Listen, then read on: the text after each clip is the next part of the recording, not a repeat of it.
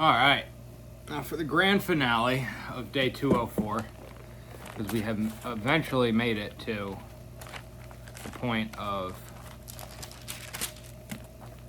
yes, return. These are all short chapters, and I did them in 3 separate videos. Sometimes it just be like that. Then we've got 3 more chapters to do today, because sometimes it just be like that. Father Yahweh, help me speak your spirit.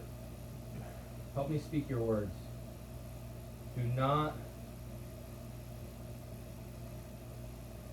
limit me just in this Bible study, but let me always listen to your words. Let me have the patience to listen to your words. Now, I'm not praying for patience, but you know what I need. So let these people have what they need also. And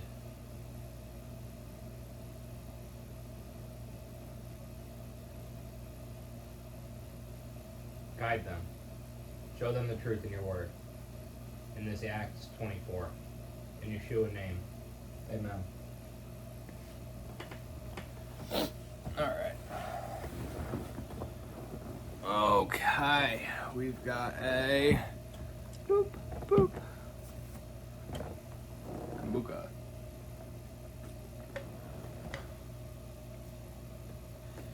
No brand promotion. Just really good kombucha.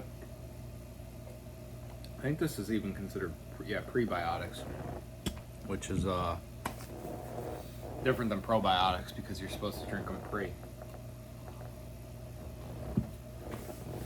pre-eating, but I drink it after eating as a dessert because it's sweet and cola-like, and I enjoy soda. I hate high fructose corn syrup. What do you think? Acts 24. And after 5 days, the high priest Hananiah came down with the elders and a certain speaker, Tertullus, and they brought charges against Shaul before the governor. And when he was called upon, Tertullus began to accuse him, saying, having obtained great peace through you, and reforms being brought to this nation by your forethought, we accept it always and in all places, most excellent Felix, with all thanks. But in order not to hinder you any further, I beg you to hear us briefly in your gentleness. For having found this man a plague who stirs up dissension among the Yehudim throughout the world, and a ringleader of the sect of the Nazarenes, who also tried to profane the set-apart place, and whom we seized and wished to judge him according to our law, but the commander Lysias came along, and with much violence took him out of our hands, commanding his accusers to come to you. And by examining him yourself, you shall be able to know all these matters of which we accuse him. And the Yehudim also agreed, maintaining that these matters were so.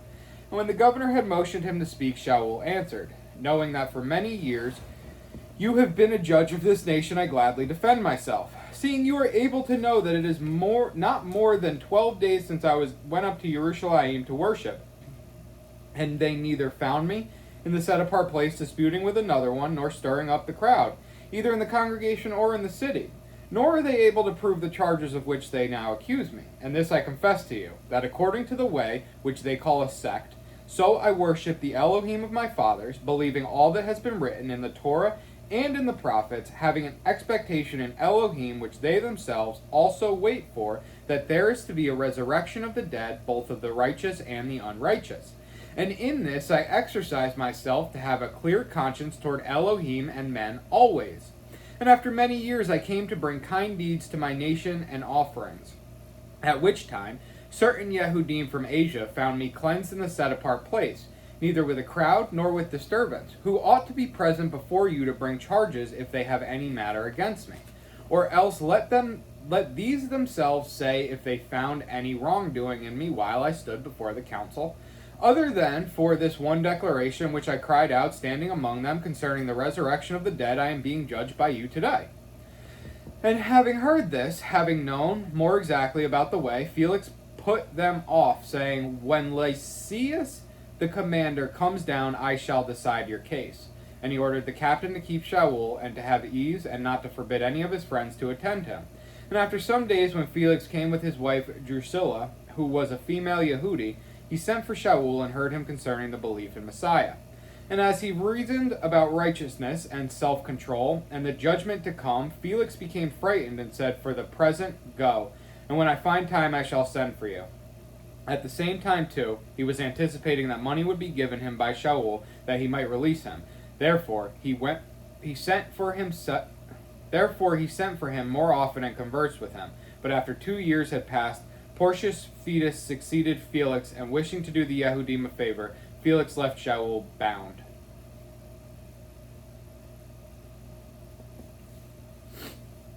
Politics. Alright, so we've been seeing this build up since Acts 21. Acts 21, Shaul is told many times by the Spirit not to go to Jerusalem. The prophet comes and says they're going to bind you. He uses his girdle to show him. There's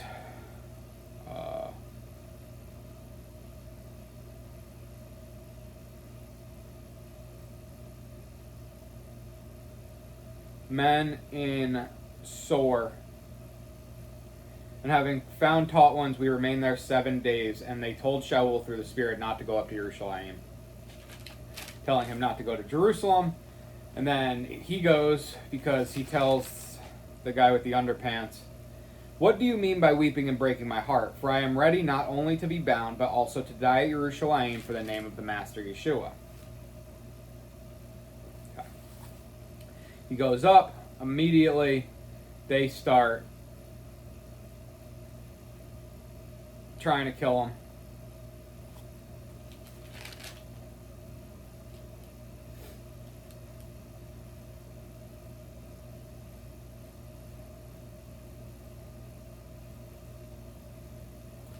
Takes this Nazarite vow.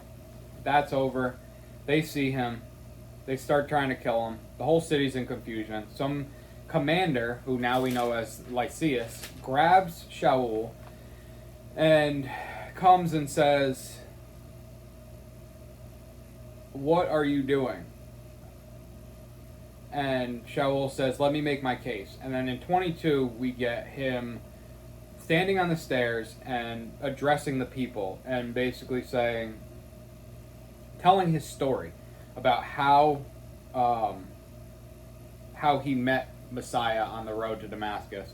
He's like, I was killing Jews who were part of this. No, this shit's real. The Master, the Messiah, Yeshua, came to me in the lights, and the fact that I could hear him and my friends couldn't is the difference between, is why I know this is real, and you guys are probably not going to believe me either.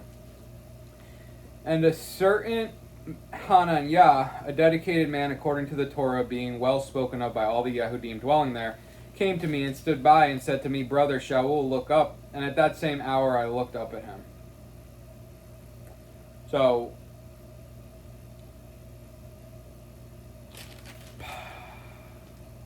possibly a different Hananiah?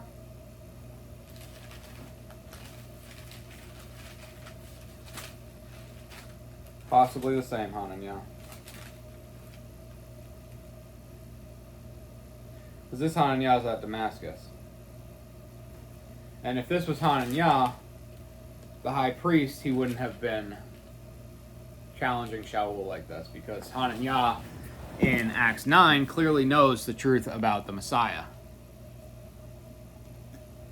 He comes, he saves Shaul. Bada bing, bada boom. Now,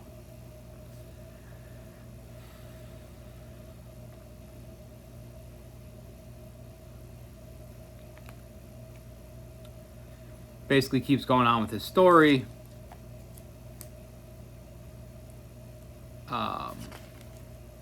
And then Acts 23.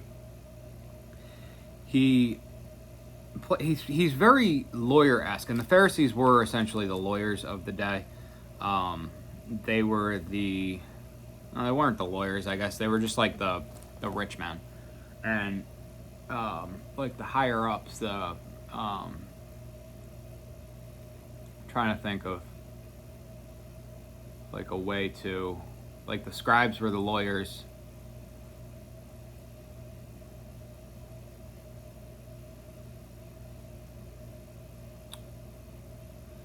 Pharisees would be like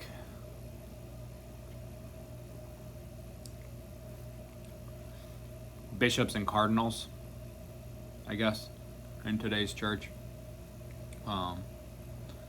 Trying to think of like they'd be like that level of police officer that, yeah, I guess cardinal, because these are religious people. They're not legal officials.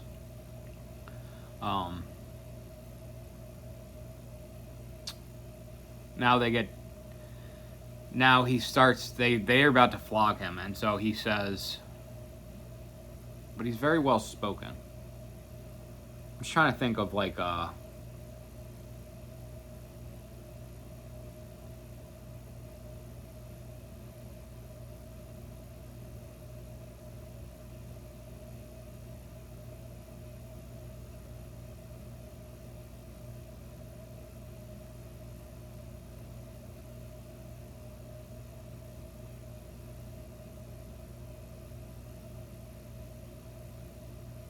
if you've ever argued with people who like if you've ever argued with like poor people or rich people, the rich people are way better litigators, but they're not actually like legal lawyers.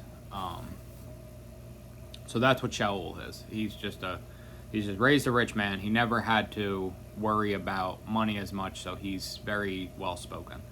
Very learned in the Torah, probably very intelligent. And so he starts saying, can you do this to a Roman? And they're like, no, we can't do this to a Roman. So they stop trying to flog him. And on the next day, intending to know for certain why he was accused by the Yehudim, he released him and commanded the chief priests and all their council to come and brought Shaul down and set him before them.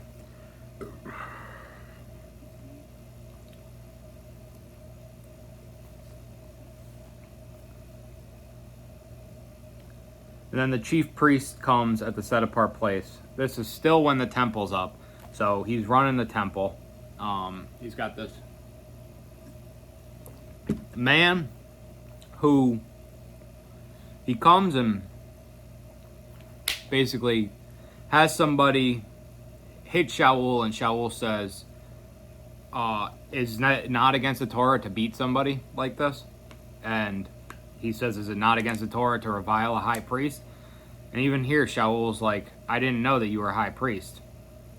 And so Shaul throws this statement out, perceiving that one part were Sadducees and one part were Pharisee. And so I think it's safe to assume, based on 24, that Hananiah is a Sadducee, but we'll look more into it. The Pharisees believe in the resurrection per the Torah. So they're both, the Pharisees and the Sadducees are both reading the Bible, the Old Testament. This is what are the scriptures, the Torah and the prophets at that time. And there's an interpretation of a resurrection, and there's an interpretation that doesn't contain a resurrection. Sadducees are no resurrection, Pharisees are resurrection. And he sees that there's a division among them. Although they're coming together against him, they're like, Yeshua is not the Messiah. This way is not proper. This is not following our Torah.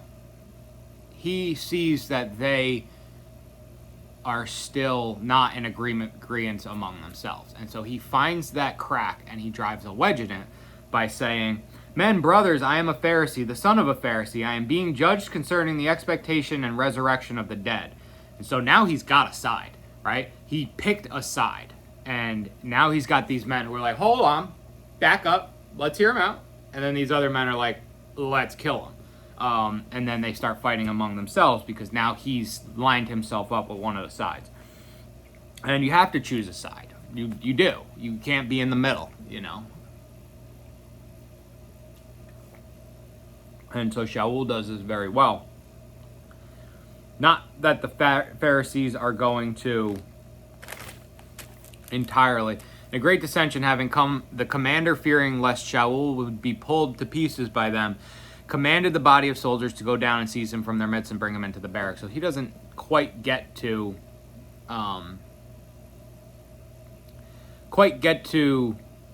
preach to them about the good news yet. And then Jesus comes to him, and he says, "Take courage, Shaul, for as you have witnessed for me in Jerusalem, so you have to bear witness at Rome too." So all these people who have been in the Spirit and say you're going to die if you go to Jerusalem, he's like, "I'm ready to die, I don't care." And then Jesus comes to him and says, "You're not going to die in Jerusalem, you got to go to Rome." And he's like, "All right, I'll go to Rome, what's up?" And these people start going crazy. They're not going to eat until they kill him. And then the commander, Lysias, is like, "This is out of control. This is insane. We've got to get him before a judge." Having called a certain captains, he said, "Get 200 soldiers ready to go to Caesarea, and 70 horsemen and 200 spearmen, and after the third hour of the night, and provide beasts on which to place Shaul and bring him safely to Felix the governor." Felix the governor of the state of Jerusalem or Israel, which is under Roman control, is now going to get the presence of Shaul. But there were these men trying to kill him, so that's why he sends all these guards up. And I found that he was accused concerning questions of their Torah, but there was no charge against him deserving death or chains. Under Roman law, we have no reason to kill this guy. It's like if somebody walks in and like you're shopping for peanut butter at Price Chopper, and somebody comes up and goes, "Crunchy peanut butter," and you're like, "Smooth peanut butter," and like you want to have, you call the cops and you're like, "Hey, this guy's talking about crunchy peanut butter. It's smooth peanut butter's better." He's like, "Dude, fuck off." This is silly. There's no reason to do this. And the big thing here, likely it comes down to money, right? Because if you're in there and you're talking about the way and you're poaching people out of these temples, you're going to have less tithe and you're going to have less following, you're going to have less power. So he's stripping them of the power instead of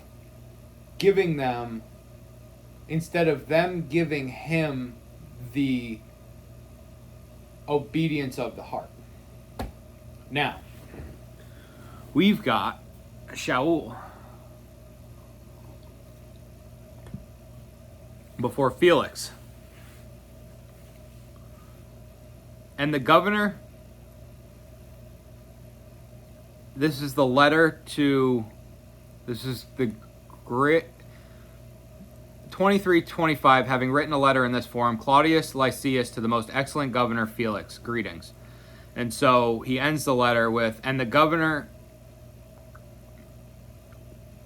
who having come to Caesarea and delivered the letter to the governor, they also presented Shaul to him." All right, let's just take it from 32. "And on the next day they left the horsemen to go on with him and returned to the barracks, who having come to Caesarea and delivered the letter to the governor, they also presented Shaul to him. And the governor, having read it and having asked of what province he was, and was being informed that he was from Cilicia, said, 'I shall hear you when your accusers arrive also.' And he commanded him to be kept in Herod's place." So governor gets the letter, reads the letter, says, "Once your accusers get here, we'll try you."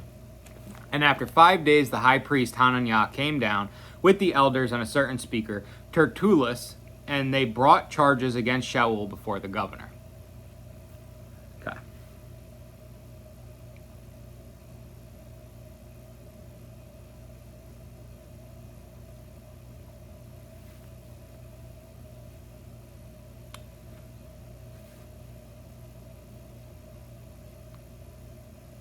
These are his accusers and a certain speaker. So Hananiah is the chief priest, and he's got a lawyer.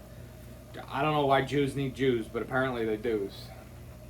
"And when he was called upon, Tertullus began to accuse him, saying, 'Having obtained great peace through you, and reforms being brought to this nation by your forethought, we accept it always and in all places, most excellent Felix, with all thanks.'" buttering him up. Tertullus, that lawyer, he's like, you've done such great here. All great peace has been through you, and reforms being brought to this nation by your forethought. You're so intelligent. You're so great. We accept it, and we thank you for it. But in order not to hinder you any further, I beg you to hear us briefly in your gentleness.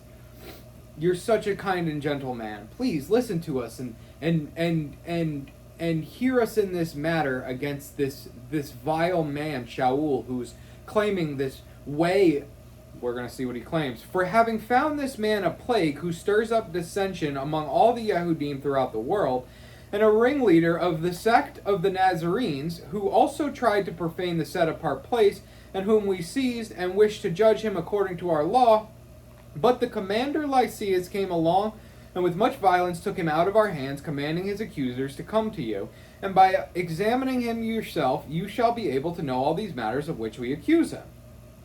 So, this is his opening statement. And he lays it out. He's like, he accuses him of stirring up dissension. Look, he's causing strife. This is where he's a harm to you. He's a rebel. He's a revolutionary. He's trying to make people... He's not actually trying to lead people into goodness. He just wants people to get all riled up. He's like, if there was a government agency at a government building where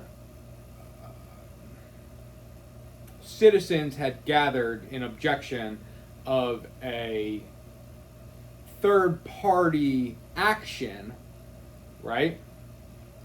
And that government agency that was at this government building, at the gathering of the civilians,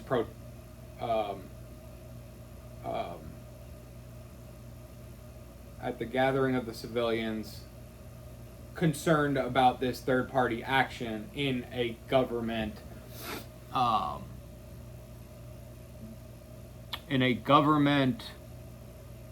proceeding, you might say.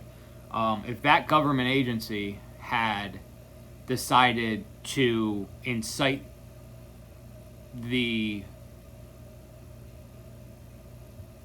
people, the common folk, into dissension, to stir up, rally the crowd, so to speak, that's what he's accusing him of doing. And a ringleader of the sect of the Nazarenes. This guy's a ringleader. He's not like one of us, where we're priests. We help the people. We're for the people. This man has decided his way is right, and he has no. This is a faction among us, and they're trying to overthrow us violently, is his accusation. Who also tried to profane the set-apart place, and whom we seized, and wished to judge him according to all law. Look, we were handling this. You can give him back to us. We'll take care of all of this. Don't waste your time, Sir Judge, Sir Governor.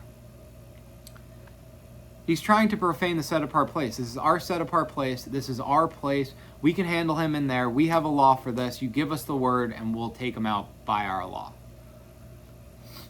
We seized him. We were going to do this. But the commander Lysias came along and with much violence took him out of our hand. I don't know who this guy is. You need to subordinate this man. He was rude to us. He was violent to us. He came with soldiers. He came with 200 soldiers ready to go to Caesarea and 70 horsemen, 200 spearmen. He came with an army. I feel violated the way that he took our prisoner. We were handling this man among us according to our law. But the commander Lysias came and took him with much violence out of our hands, commanding his accusers to come to you. Now we've got to come to you. We're wasting your time now. And by examining him yourself, you shall be able to know all these matters of which we accuse him. Look, there's no way. You're irrational, man. I know that you are going to see fit to do to him as we would do to him. Because you think with your brain. You got it. You're all put together. You got forethought. You got excellency. You got greatness. You got great peace. You're wonderful. And the Yehudim also agreed, maintaining with that these matters were so. He brings witnesses, right? The Yehudim brings other Jews. And he's like, hey. They're like, bibbidi bobbidi boo. Shalom. This man. Bad, bad man. Bad, bad man. Verse 10. And when the governor had motioned him to speak, Shaul answered, knowing that for many years you have been a judge of this nation, I gladly defend myself. Seeing you are able to know that it is not more than 12 days since I went up to Jerusalem to worship. Look, I've been here for a week. 12 days. That's all I've been here for. How are you going to say that I've stirred up dissension in 12 days? I've been traveling across the country, across the world. I've been all over Europe. What was I doing? 12 days I'm here and I've created this whole revolution? I've never heard of such a thing. Shaul. Knowing that for many years you have been a judge of this nation, I gladly defend myself. I am ready, because I have done no wrong, my senor. Seeing you are able to know that it is not more 12 days since I went up to Jerusalem to worship immediately. He's like, 5 days I've been here, 7 days I've been there. It was the first day, immediately. I walked into this place and they seized me. They knew about me. They knew who I was. I wasn't here. I was doing this all the way from over there. What's the problem in this city, right? And they neither found me in the set-apart place disputing with anyone nor stirring up the crowd, either in the congregation or in the city. Where did they find him?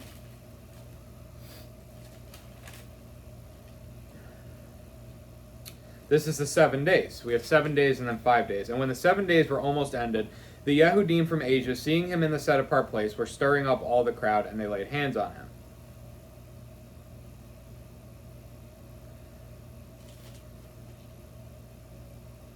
This is even Luke being the lawyer for Shaul here, too. He says, Shaul took the men on the next day, and having been cleansed with them, went into the set-apart place to announce the completion of the days of separation, until the offering should be presented for each one of them. And when the 7 days were almost ended, the Yehudim from Asia, seeing him in the set-apart place, were stirring up all the crowds, and they laid hands on him, crying out, Men of Israel, help! This is the man who is teaching all men everywhere against the people and the Torah and its place. And besides, he also brought Greeks into the set-apart place and has profaned the set-apart place. So he's there keeping a Nazirite vow, exhibiting the Torah, showing how to do the Torah, the fact that he still keeps the Torah, and was not there of any vile accord. He came, he wanted to do Shabbat. He got, persuaded by these Yehudim, hey, they think that you don't do the Torah. You should do the Torah with us, and then we'll have witness for the people. And they see him there. They neither found me in the set-apart place disputing with anyone, nor stirring up the crowd, either in the congregations or in the city. I wasn't doing any of that. I came here, I wanted to worship, I leave. Nor are they able to prove the charges of which they now accuse me. Okay. So, the charges essentially are stirring up dissension and being a ringleader among the sects of the Nazarene, trying to profane the set-apart place, because they have laws against it. It's not against Roman law, who Felix is a Roman judge. And that's what he's being tried on here. And this I confess to you, that according to the way, which they call a sect, so I worship the Elohim of my fathers, believing all that has been written in the Torah and in the prophets, having an expectation in Elohim, which they themselves also wait for, that there is to be a resurrection of the dead, both of the righteous and the unrighteous. Pause. The way,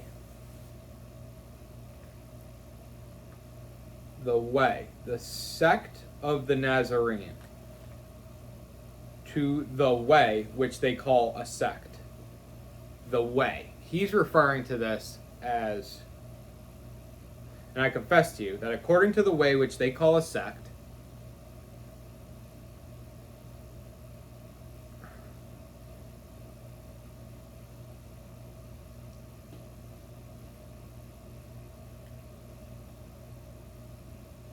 he has an interpretation of believing. He's saying that the Pharisees interpret one way, the Sadducees interpret another way. We saw that between the resurrection. He's saying, this is the way that I worship, which they call a sect. Why don't they define each other as a sect? They define themselves as Yehudim. I choose to worship this man, and no such course. So I worship the Elohim of my fathers. That's what he's saying here. So I worship the Elohim of my fathers. And this is the way that I believe. This is the way that I act out my beliefs. And we're all worshiping the same God. What's the big deal? Believing all that has been written in the Torah and in the prophets. Gamaliel in Acts 5 says, if this is from man, it will die out. And those, verse 33, and those hearing were cut to the heart and took counsel to him. But a certain one of the in the council stood up, a Pharisee named Gamaliel, a teacher of the Torah, respected by all the people, and ordered them to put the emissaries outside for a little while, and said to them, Men of Israel, take heed to yourself, what you intend to do to these men. For before these days Toda stood up, claiming to be somebody. A number of men, about 400, did join him. He was slain, and all who obeyed him were dispersed, and came to naught. After him, Yehuda of Galil rose up in the days of the census, and drew away many people after him. He also perished, and all who obeyed him were scattered. And now I say to you, stay away from these men, and leave them alone. Because if this plan or this work is of men, it shall be overthrown, but if it is of Elohim, you are unable to overthrow it, lest you even be found to fight against Elohim. Okay. Gamaliel says, let them worship. It'll fade away if it's of men. It won't if it's of Elohim. But you do not want to stand against Elohim. Believing all that has been written in the Torah and in the prophets. Okay. Having an expectation in Elohim, which they themselves also wait for, that there is to be a resurrection of the dead, both of the righteous and the unrighteous. They, too, believe in a Messiah. They do not believe that this guy is the Messiah. Let me believe that this guy's the Messiah. That's really what we're arguing about here. They've put me on trial for it. They don't do this to other people because they don't have to, because it's not from Elohim. Both of the righteous and the unrighteous. And this goes back to 21:28, crying out, Men of Israel, help. This is the man who is teaching all men everywhere against the people and the Torah and this place. And besides, he also brought Greeks into the set-apart place and has profaned this set-apart place. It's the bringing of Greeks, the righteous and the unrighteous, the circumcised and the uncircumcised. Knowing that in Jeremiah 31,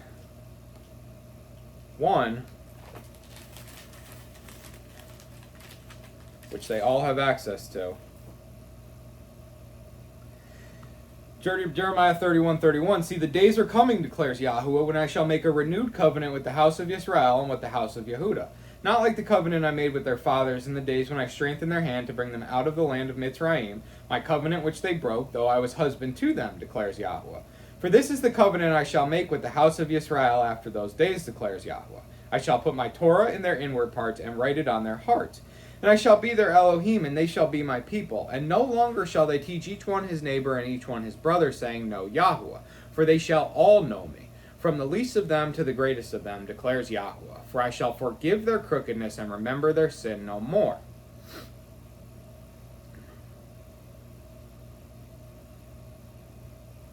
Yeah.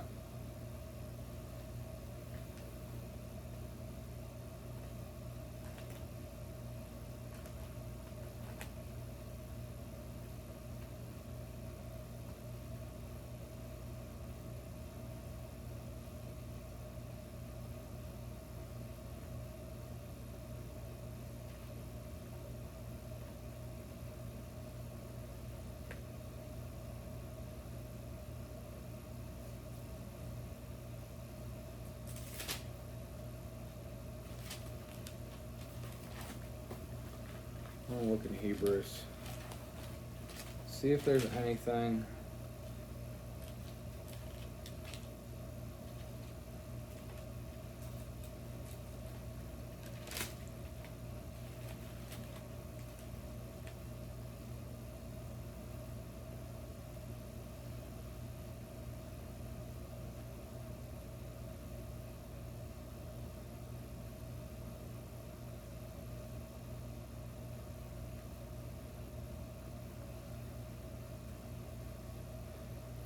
So,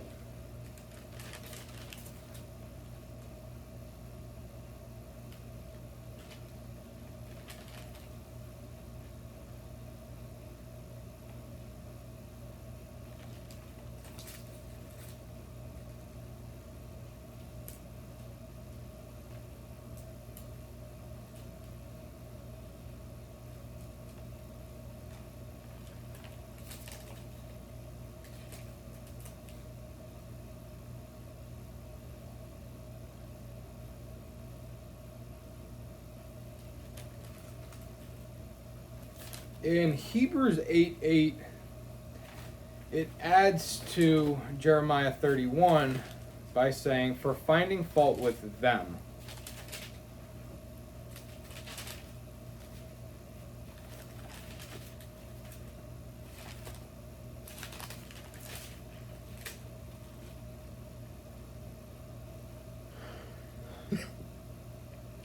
Which is not in the original Jeremiah 31.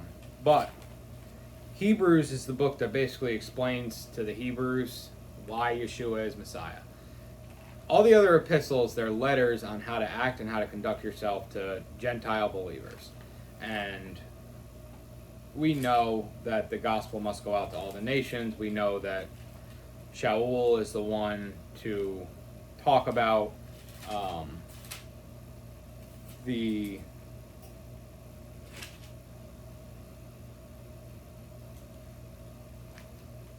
He tells him how the master came and said he must bring it to all the nations. Luke 24:45, then he opened their minds to understand the scriptures and said to them, thus it has been written.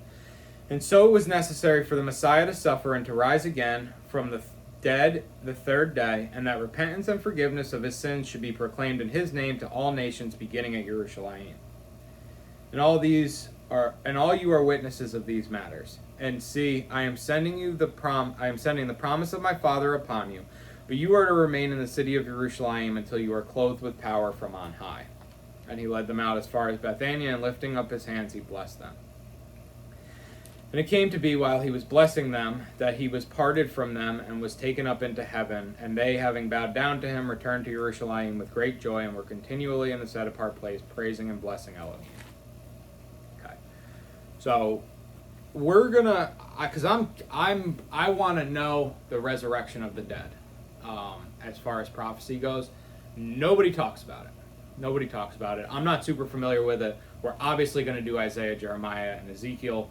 Pretty familiar with Daniel as far as prophetic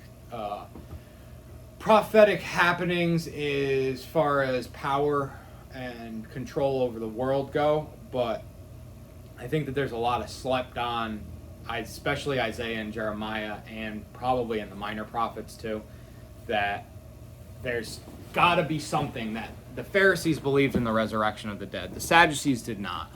Why? What was the point of contention? I'm very curious, and I'm going to find out. Obviously, I believe he was raised from the dead. I know a whole bunch of other scriptures. I know my life and how many times he's resurrected me. There's many other witnesses of, Eleazar and, what is it? Where does,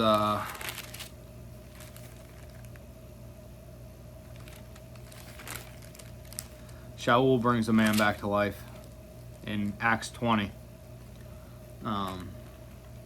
Ezekiel brings the bones to life.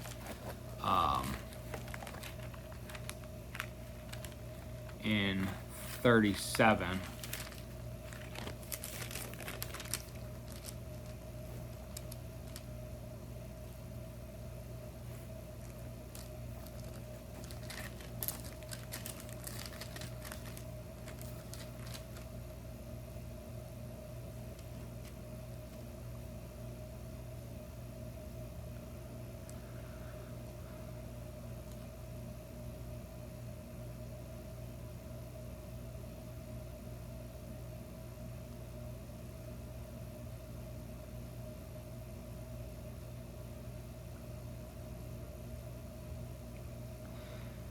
Okay.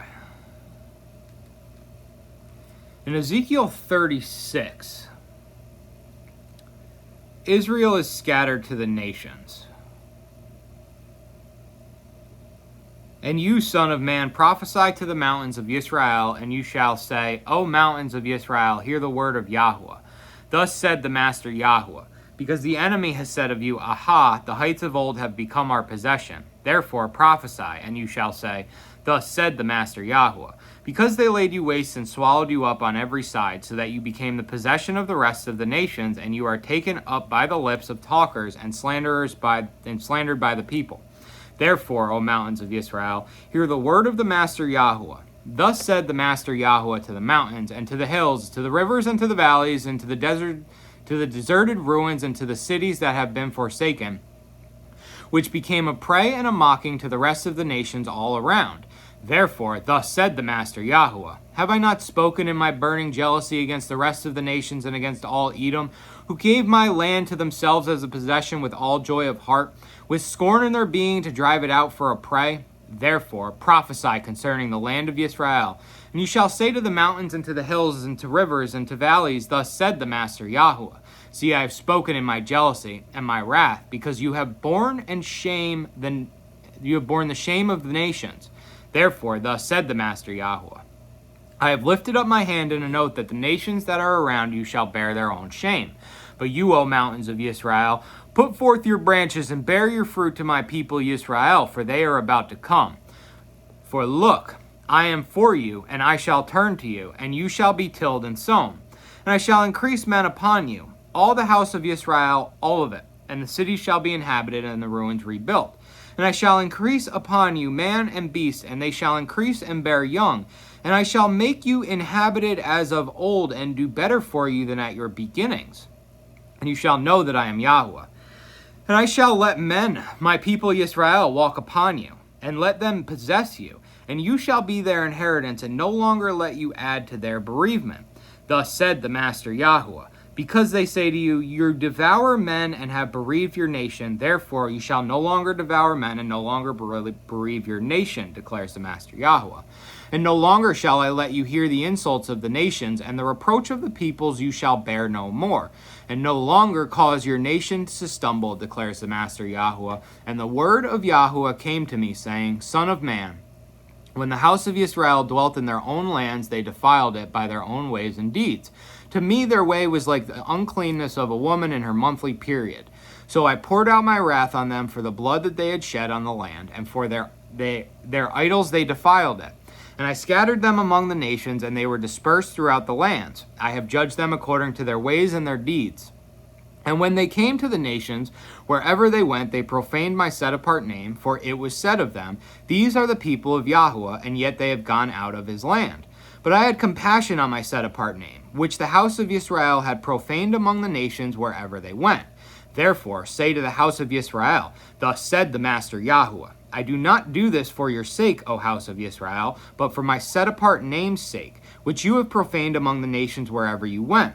And I shall set apart my great name, which has been profaned among the nations, which you have profaned in their midst. And the nations shall know that I am Yahweh, declares the Master Yahweh, when I am set apart in you before their eyes. And I shall take you from among the nations, and I shall gather you out of all the lands. And I shall bring you into your own land, and I shall sprinkle clean water on you, and you shall be clean. From all your filthiness and from all your idols I cleanse you. And I shall give you a heart and I shall give you a new heart and put a new spirit within you. And I shall take the heart of stone out of your flesh, and I shall give you a heart of flesh and put my spirit within you. And I shall cause you to walk in my laws and guard my right rulings, and shall do them.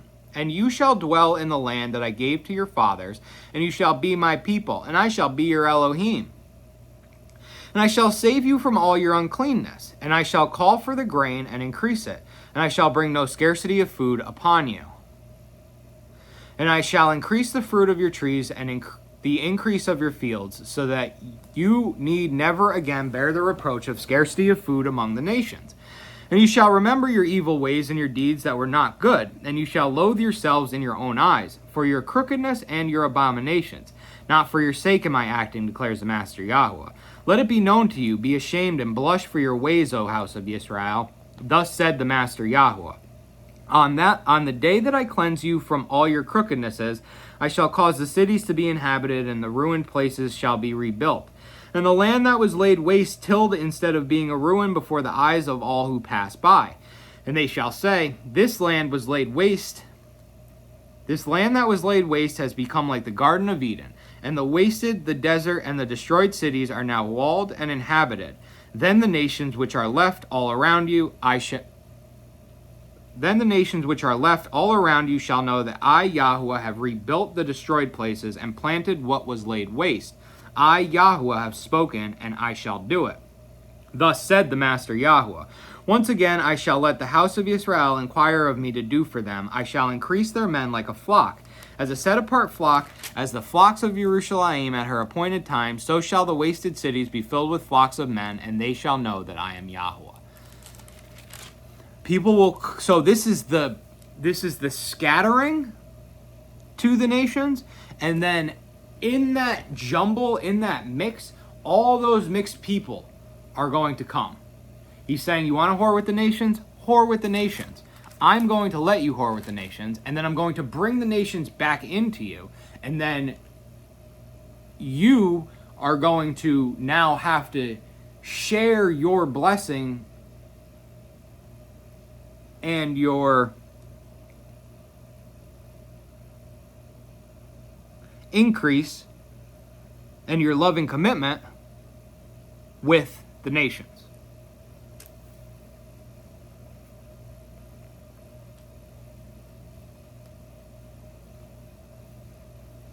And this way, you never, again, bear the reproach of scarcity of food among the nations.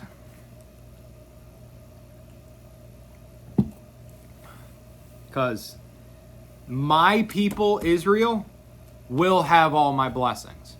Whether it's the Yehudim or the nations. My people, Israel.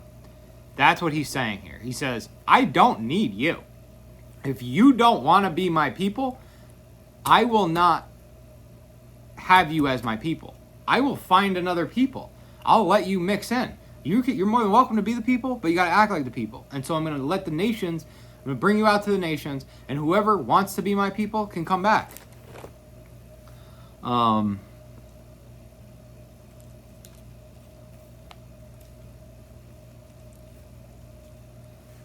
to go to Isaiah 59. Yeah, Isaiah seems to be the real banger for all the prophecy of Yeshua. So we're about 4 or 5 books away from Isaiah, which is fine. You only had 100 days to Isaiah. No, not even that much. We are going to bang through Isaiah 59. And I don't know what this Mel is, but I think it's a New Testament book, so we're probably not going to read it.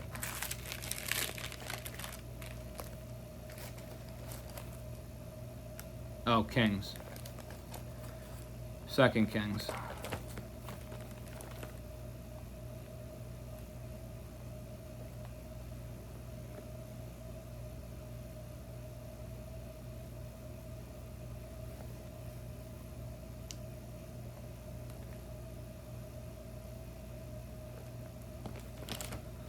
We do Isaiah 29 often, and we might go there, but... Water, bathroom, Isaiah 59.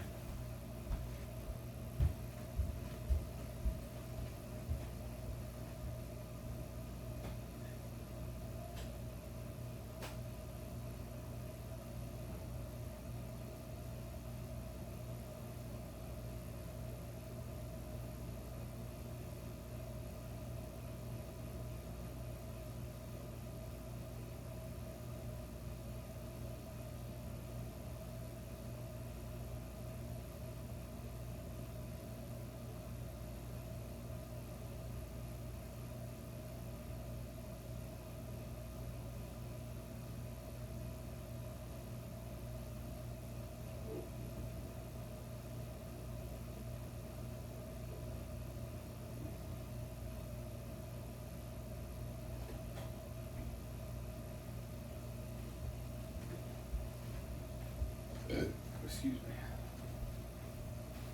Okay.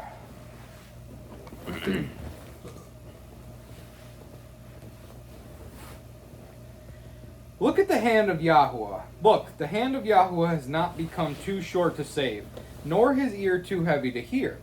But your crookednesses have separated you from Elohim, and your sins have concealed his face from you from hearing. For your hands have been defiled with blood, and your fingers with crookedness. Your lips have spoken falsehood, and your tongue mutters unrighteousness. No one calls for righteousness, and no one pleads for truth. They trust in emptiness and speak worthlessness. They conceive trouble and bring forth wickedness. They have hatched adders' eggs, and they weave the spider's web. Whoever eats their eggs dies, and when one is broken, an adder is hatched. Their webs do not become garments, nor do they cover themselves with their works. Their works are works of wickedness, and a deed of violence is in their hands. Their feet run to evil, and they hurry to shed innocent blood. Their thoughts are thoughts of wickedness. Wasting and ruin are in their highways. The way of peace they have not known, and there is no right ruling in their ways. They have made crooked paths for themselves. Whoever treads in them shall not know peace. Therefore, right ruling has been far from us, and righteousness does not reach us. We look for light, but there is darkness for brightness. But we walk in thick darkness. We feel for the wall like the blind, and we feel as without eyes. At noon we stumble as at twilight, in deserted places like the dead. All of us growl like bears and moan sadly like doves. We look for right ruling, but there is none. For deliverance, but it is far from us. For our transgressions have increased before you, and our sins witnessed against us. For our transgressions are with us, and as for our crookednesses, we know them, transgressing and being untrue to Yahuwah, and turning away from our Elohim, speaking oppression and apostasy, conceiving and pondering words of falsehood from the heart. And right ruling is driven back, and righteousness stands far off. For truth has fallen in the street, and right is unable to enter, and the truth is lacking. And whoever turns away from evil makes himself a prey. And Yahuwah saw, and it displeased him that there was no right ruling. And he saw that there was no man, and was astonished that there was no intercessor. So his arms saved for him, and his righteousness upheld him. And he put on righteousness as a breastplate, and a helmet of deliverance on his head. And he put on garments of vengeance for clothing, and wrapped himself with ardor as a mantle. According to their deeds he repays wrath to his adversaries, recompense to his enemies. He repays recompense to the coastlands. And they shall fear the name of Yahuwah from the west, and his esteem from the rising of the sun. When distress comes like a flood, the spirit of Yahuwah drives at it. And the Redeemer shall come out to Zion, and to those turning from transgression in Jacob, declares Yahuwah. As for me, this is my covenant with them, said Yahuwah. My spirit that is upon you, and my words that I have put in your mouth, shall not be withdrawn from your mouth, nor from the mouth of your descendants, nor from the mouth of your descendants' descendants, said Yahuwah, from this time and forever. We've read Isaiah 29 a couple of times, and we're going to read it again.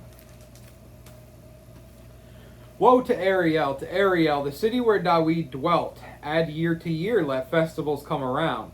And I shall distress Ariel, and there shall be mourning and sorrow, and it shall be to me as Ariel. And I shall encamp against you all around. I shall lay siege against you with a mound, and I shall raise siege works against you. And you shall be brought low, and speak out of the ground, and your speech shall be low out of the dust. And your voice shall be like a medium's out of the ground, and your speech whispers out of the dust. But the crowd of those strange to you shall be like fine dust, and the crowd of the ruthless ones as chaff blowing away. And it shall be in an instant suddenly. You shall be visited by Yahuwah of hosts with thunder and earthquake and great noise, with whirlwind and storm and flame of devouring fire. Then the crowd of all nations who fight against Ariel, even all who fight against her and her stronghold and distress her, shall be as a dream of a night vision.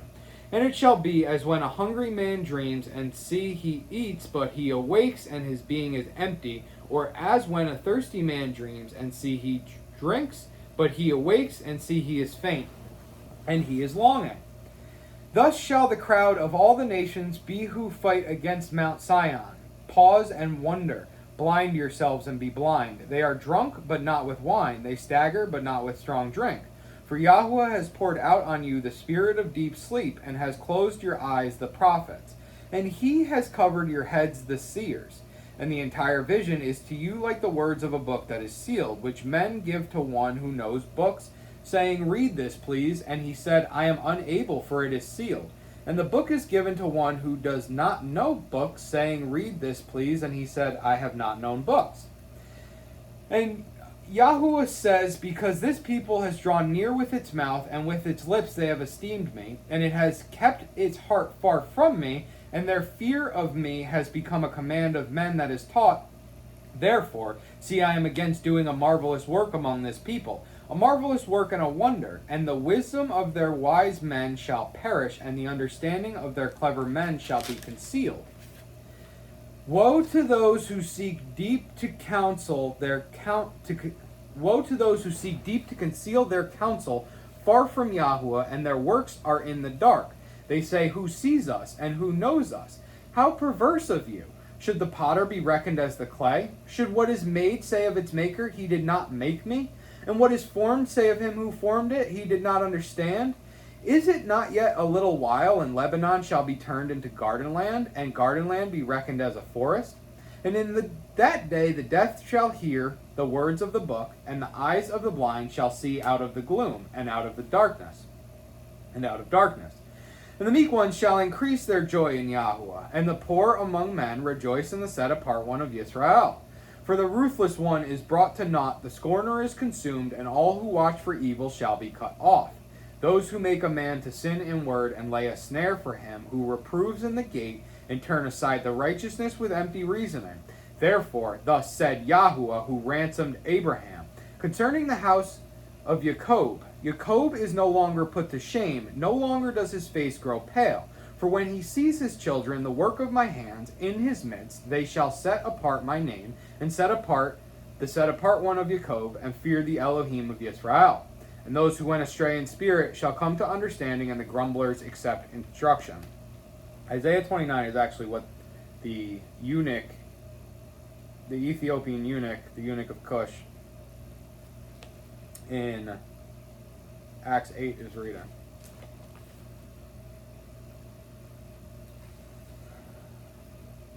We're going to do Isaiah 65. And then we'll go back to Acts 24. I have let myself be inquired of, not by those who asked. I was found not by those who sought me. I said, here I am, to a nation not calling on my name. I have held out my hand all day long to a stubborn people who walk in a way that is not good, after their own thoughts. The people who provoke me continually to my face, who slaughter in gardens and burn incense on slaughter places of brick, who sit among the burial sites and spend the nights in secret places, who eat flesh of pigs and the broth of unclean meats in their pots, who say, keep to yourself, do not come near me, for I am set apart to you. These are smoke in my nostrils, a fire that burns all day.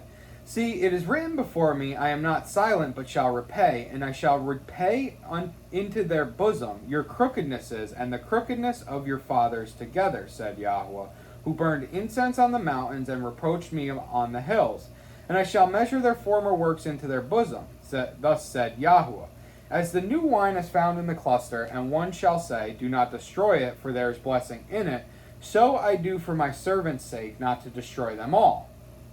And I shall bring forth a seed from Jacob, and from Yehuda an heir of my mountains. And my chosen ones shall inherit it, and my servants dwell there. And Sharon shall be a fold of flocks, and the valley of Achor a place for herds to lie down, for my people who have sought me. But you are those who forsake Yahuwah, who forget my set-apart mountain, who prepare a table for Gad, and who fill a drink offering for many. Meni. And I shall allot you to the sword, and let you all bow down to the slaughter, because I called, and you did not answer. I spoke, and you did not hear, and you did evil before my eyes, and chose that in which I did not delight. Therefore, thus said the Master Yahweh, see, my servants eat, but you hunger. See, my servants drink, but you thirst. See, my servants rejoice, but you are put to shame. See, my servants sing for joy of heart, but you cry for sorrow of heart, and wail for breaking of spirit. And you shall leave your name as a curse to my chosen, for the Master Yahweh shall put you to death, and call his servants by another name, so that he who blesses himself in the earth does bless himself in the Elohim of truth, and he who swears in the earth does swear by the Elohim of truth. Because the former distresses shall be forgotten, and because they shall be concealed from my eyes. For look, I am creating new heavens and a new earth, and the former shall not be remembered nor come to heart. But be glad and rejoice forever in what I create. For look, I create Yerushalayim a rejoicing, and her people a joy. And I shall rejoice in Jerusalem, and shall joy in my people, and let the voice of weeping no more be heard in her, nor the voice of crying. No more is an infant from there going to live but a few days, nor an old man who does not complete his days. For the youth dies 100 years old, but the sinner being 100 years old shall be lightly esteemed. And they shall build houses and inhabit them, and plant vineyards and eat their fruit. They shall not build and another inhabit, they shall not plant and another eat, for the days of my people are going to be as the days of a tree, and my chosen ones outlive the work of their hands. They shall not labor in vain, nor bring forth children for trouble, for they are the seed of the blessed of Yahweh, and their offspring with them. And it shall be that before they call, I answer, and while they are still speaking, I hear. Wolf and lamb feed together. A lion eats straw as an ox, and dust is the snake's food. They shall do no evil, nor destroy in all my set-apart mountain, said Yahweh.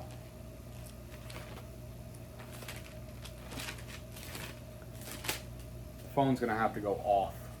I'm gonna have to do not disturb on the phone during these readings. Acts 24:16. And in this I exercise myself to have a clear conscience toward Elohim and men always. He has nothing to be ashamed of here. He absolutely knows that this is the truth, and he knows that his conduct is becoming of a man of Elohim. He follows the Torah. He didn't know that the chief priest was the chief priest when he reviled him, and then he apologized for it.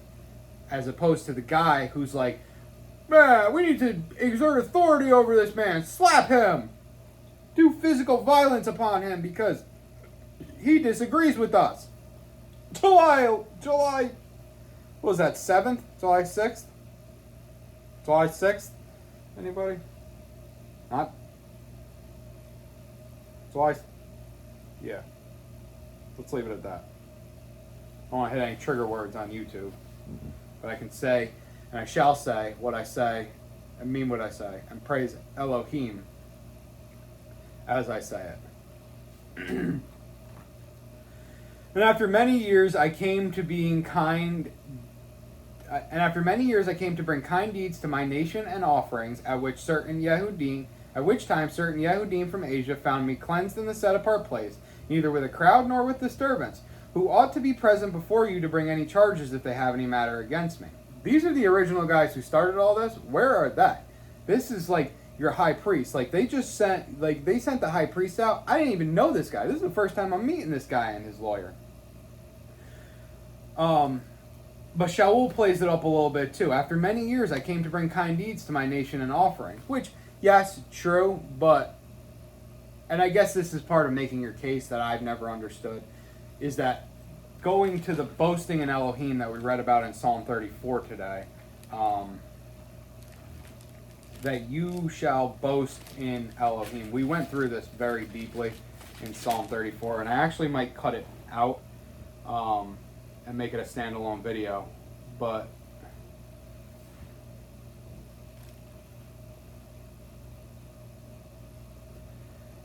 (34:2), my being makes its boast in Yahweh. Let the humble hear and be glad. And we paired that up with Ephesians 2:9. For by favor you were saved by Yeshua Messiah, lest any man should boast. For by favor you have been saved through belief, and that not of yourself, it is the gift of Elohim. It is not by works, so that no one should boast. For we are his workmanship, created in Messiah Yeshua, unto good works which Elohim prepared beforehand that we should walk in them. And the rock is the belief, and they make up the foundation. Matthew 7:24, I believe, of the building the house on the foundation of the rock, and Matthew 16:24 as well, all tying together. And there was there was another verse about that too. 1 Corinthians 3:11, 1 Corinthians 3:12. So there's all your reference points for that.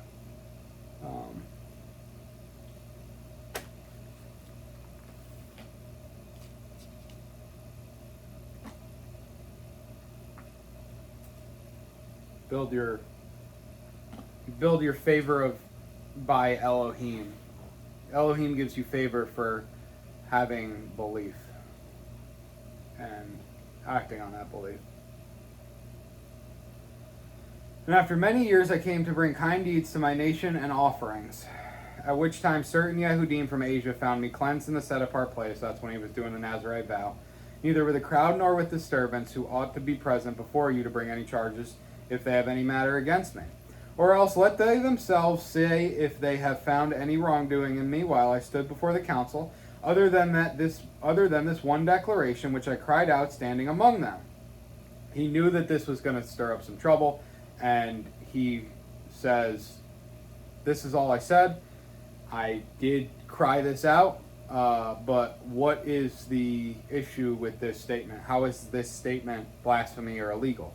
Concerning the resurrection of the dead, I am being judged by you today. That is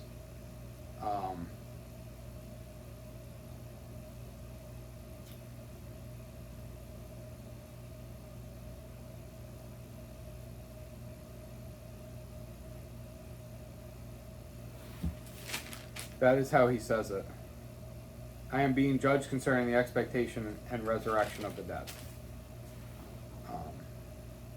So, yeah.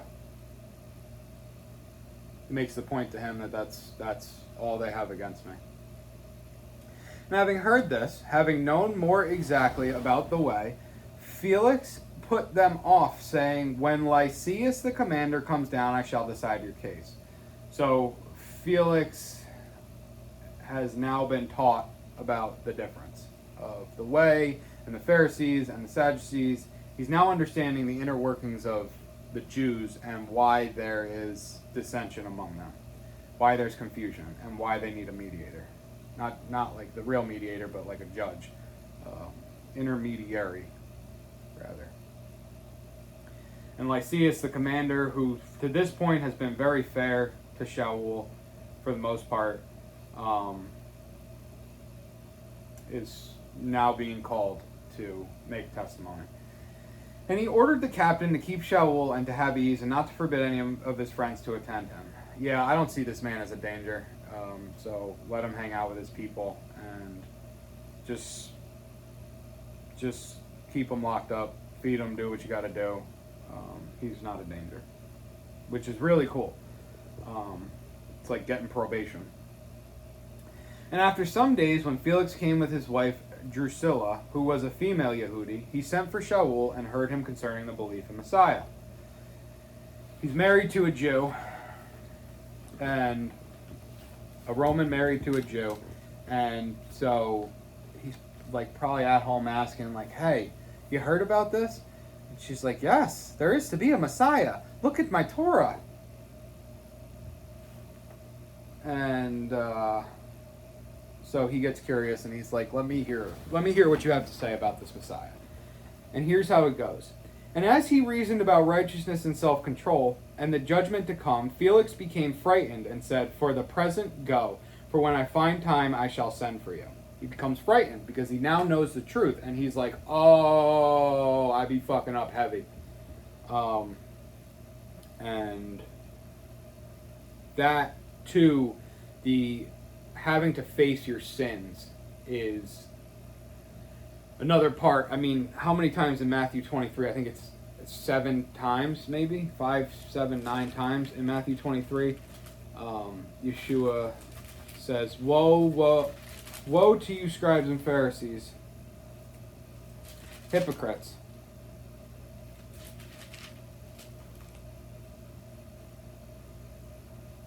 One, 2, 3, 4, 5, 6, 7, 8. 8 times.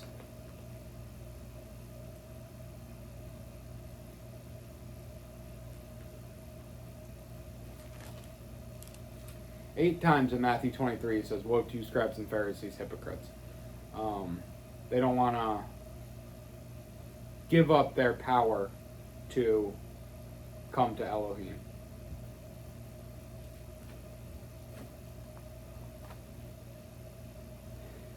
And this scares a lot of people. This makes people turn away. This makes people really fear Yahweh, fear for their life, because they love their lives, right? And so you don't want to be in a position where you love your life more than you love Messiah. You have to be willing to change.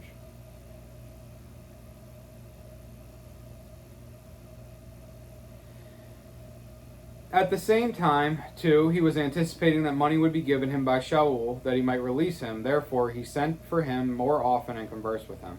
He's trying to be buddy-buddy with him because he thinks he's going to get a bribe, not understanding how well Shaul knows and keeps the Torah. And we know immediately after the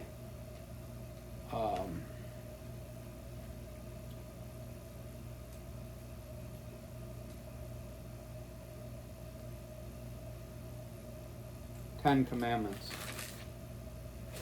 Exodus 23:8, and do not take a bribe, for a bribe blinds the seeing and twists the words of the righteous. This is after the goings on in Exodus 20 with all the mountain, the flashes, the clouds, the esteem of Yahweh. Moses gets the 10 Commandments, the 10 words on the tablets, and then Yahweh starts going into Torah for how to treat people up until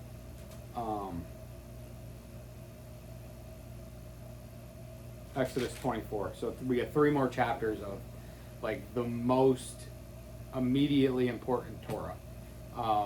Everything from how to treat your wives, to not to take a bribe, to how to treat your parents, to what to do if your animal kills somebody, or if somebody kills your animal, things like that. Judgments and right ruling. All the important things.